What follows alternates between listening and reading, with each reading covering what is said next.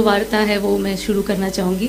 सबसे पहले मैं हिंदी भाषी नहीं हूँ, मैं भारत के दक्षिण तमिलनाडु से हूँ और तमिलनाडु में भी दक्षिण जो होता है मदुरई शहर में मेरा जन्म हुआ था।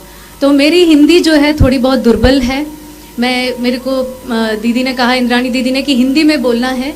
मैं पूरी कोशिश करूँगी, लेकिन बीच बीच में अगर अंग्रेज़ी शब्द आ गए तो उसके लिए मैं क्षमा प्रार्थी हूँ, क्योंकि मैं हिंदी भाषी नहीं हूँ।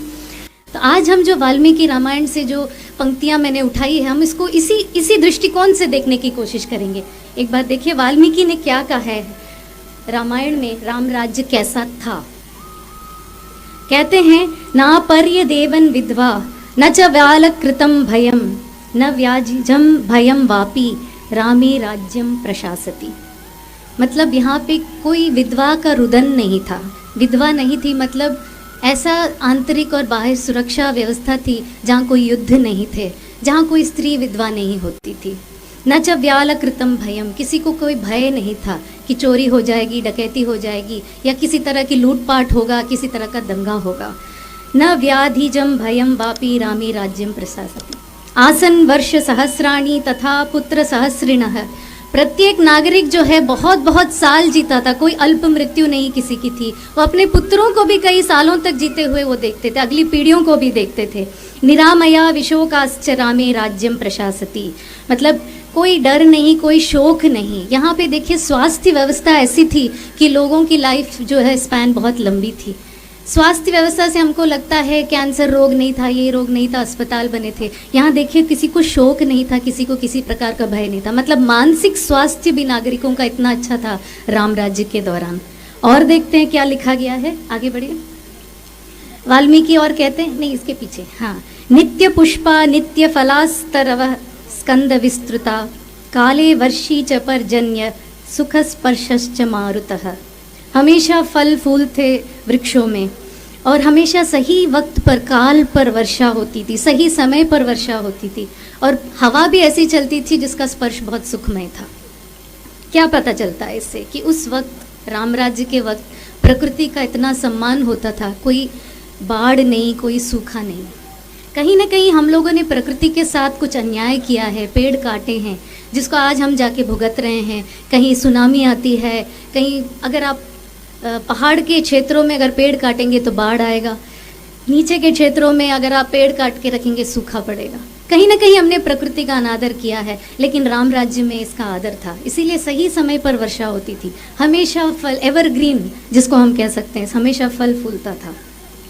देखिए तुलसीदास जी ने क्या लिखा है, अल्प मृत्यु नहीं कवनिनु पीड़ा सब सुंदर सब बिरज शरीरा नहीं दरिद्र को दुखी न दीना नहीं को अबुध न लक्षण हीना। किसी की अल्प मृत्यु नहीं थी, ठीक है, ये तो हमने पहले भी देखा है कि स्वास्थ्य व्यवस्था बहुत अच्छी थी।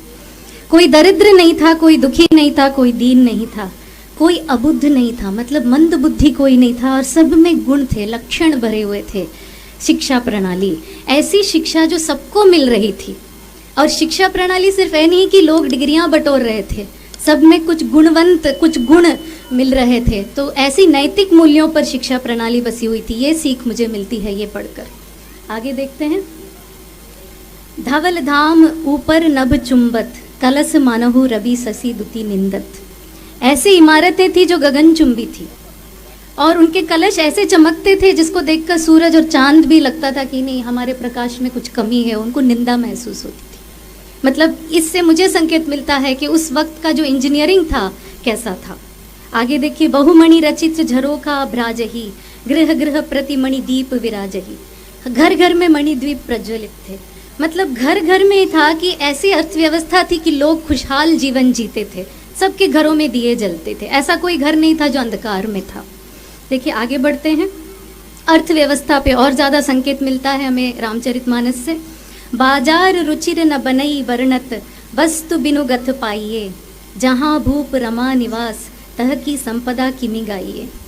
बाजार ऐसे थे जहाँ पे ऐसी वस्तु मिलती थी जैसे बिल्कुल बिना मूल्य के ही मिल जाती थी, और ऐसी जगह जहाँ पे स्वयं लक्ष्मी के पति अगर राजा हैं, उस जगह की संपदा, उस जगह की लक्ष्मी के बारे में क्या ही कोई कह सकता है। इससे मुझे क्या संकेत मिलता है मैं बताती हूँ। यहाँ की अर्थव्यवस्था कैसी थी राम राज्य के दौरान। कोई इन्फ्लेशन नहीं था, महंगाई नहीं थी, सब लोग सब कुछ अफोर्ड कर सकते थे। जी। और लिखा है, बैठे बजाज सराफ बणिक अनेक मन ही कुबेर थे, सब सुखी सब सच्चरित सुंदर नारी नर शिशु जरठ जे। ऐसे व्यापारी थे सब जैसे कुबेर हो, उनकी धन वर्षा थी, उनमें सब सुखी थे, सब सच्चरित थे, नारी नर और शिशु। ये था तुलसीदास के दौरान, तुलसीदास ने जो रामचरितमानस में कहा है। हमें बहुत अच्छे से पता चल रहा है कि अर्थव्यवस्था बहुत अच्छी थी, शिक्षा प्रणाली बहुत अच्छी थी, स्वास्थ्य व्यवस्था बहुत अच्छी थी, और पर्यावरण के साथ भी बहुत आदर सम्मान के साथ राम राज्य के दौरान पेश आया गया।